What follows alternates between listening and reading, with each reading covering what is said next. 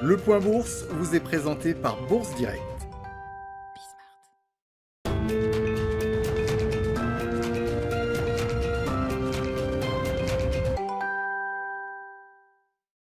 Bonjour à tous, tendance dans le rouge ce matin à la Bourse de Paris, passé l'euphorie de ces derniers jours et les près de 20% de hausse sur le CAC 40 depuis le 29 octobre.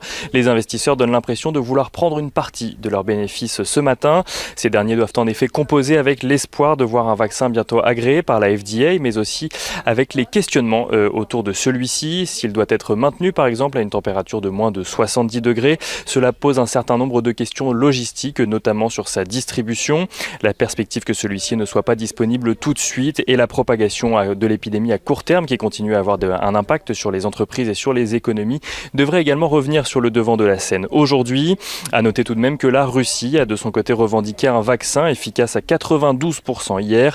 Il s'agit du vaccin Sputnik 5 actuellement en test de phase 3 auprès de 40 000 volontaires.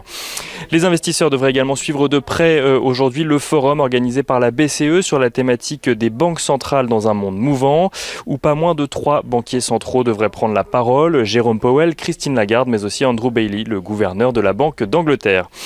En Chine, la journée des célibataires a permis à Alibaba de réaliser plus de 56 milliards de dollars de chiffre d'affaires. Le géant chinois a reçu pas moins de 583 000 commandes par seconde. Alibaba qui gagne un peu plus de 2% en clôture aujourd'hui.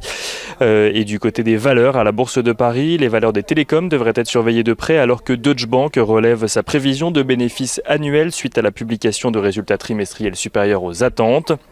Et on regarde rapidement le baril de Brent qui s'apprécie ce matin aux alentours des 44 $, tandis que l'euro-dollar, lui, passe juste en dessous de la barre des 1,18 $ pour 1 euro.